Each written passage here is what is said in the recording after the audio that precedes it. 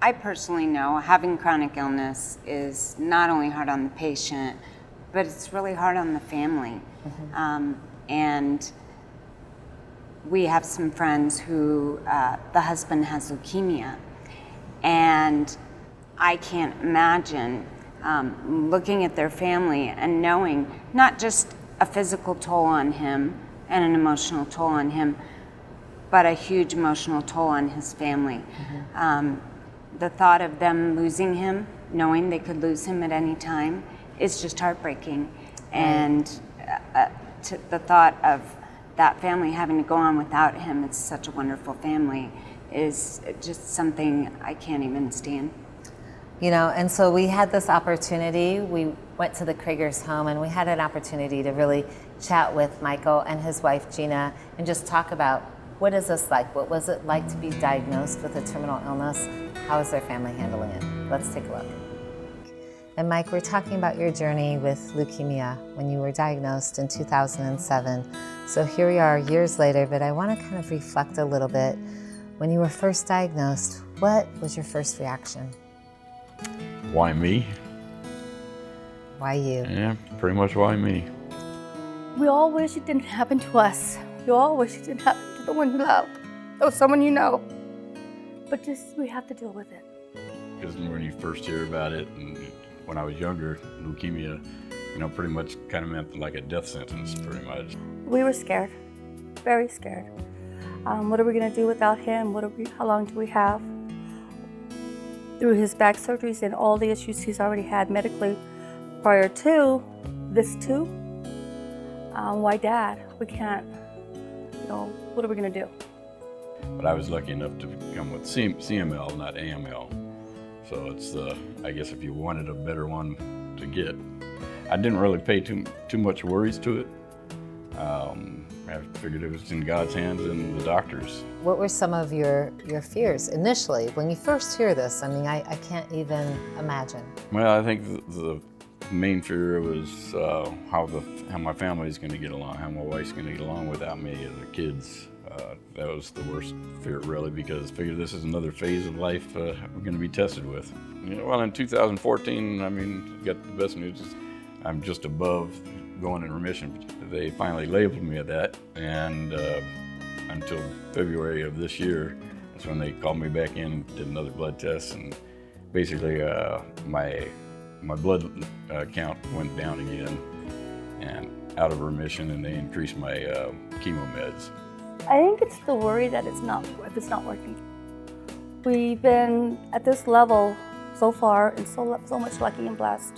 We've been blessed, and now the increase of the chemo, is it going to work?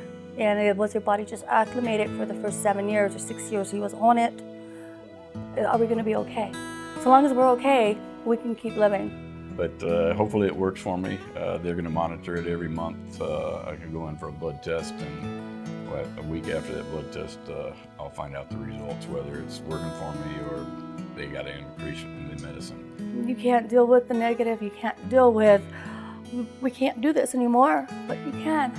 So long as God gives us another day, we got it. We got it handled. The more that He deals toward us and to us, we can handle. And that's what it's about. And value. Everything matters to us now. Do you feel like this journey has brought your family closer? I believe it has. Family time has really gotten more special to me now. And without them, I'd be lost. We truly valued together. So I can say now, my kids are grown, but we are closer than ever. And with Dad around, he's doing more with us. Yeah, I think family plays a very important part in life. And when you're going through good things or bad things, especially the bad, they're great to have a family that you can rely on. So tell me, if somebody else was going through a similar journey, what advice would you share with them? Don't dread on it. Live life the best that you can. It's powerful. Yeah, because I really do believe the more you worry about it, the worse things can be. You're more relaxed, and I put my faith in the doctor and God's hands. So that's the kind of attitude I've always had. Whatever happens, it's meant to be. That this is a blessing. I can't ask to be closer to the kids, to my family. I mean, to the animals, to our pets. We're together. I mean, it would be terrible if we weren't. But I don't have to worry about that yet. Not at all. I don't want to. So while we were visiting the Creger's home, we also had this great opportunity to talk to their two children, Montana and Michael Jr., who really have been so involved with their father's care. Let's take a look at what they had to say. I just graduated high school, and I remember the day that he told me. I guess it didn't register, it didn't hit home, didn't anything. I got in my car and I just drove away. You can't help but thinking with cancer, any kind of cancer, any serious illness like that, the ultimate end is, you're gonna lose your loved one.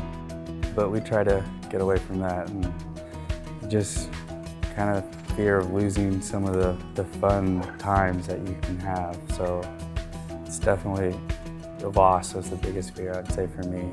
I agree with my brother on that. It's like now my dad is my very best friend. I mean, my mom kind of doesn't hate the fact, but it's kind of a little, why do you talk to him about everything? Like, my dad is my go-to, and being then too, it's all about losing my dad. And especially now, like, that's the one thing that comes into my mind, well, maybe my dad won't be here tomorrow, or he's my best friend.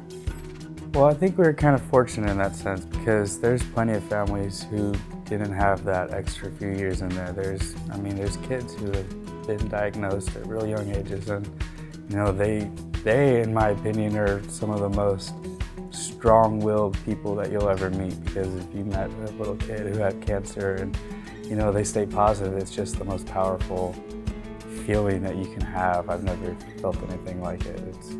So, I mean, we were fortunate we got to have a few extra years to a little more experience behind us.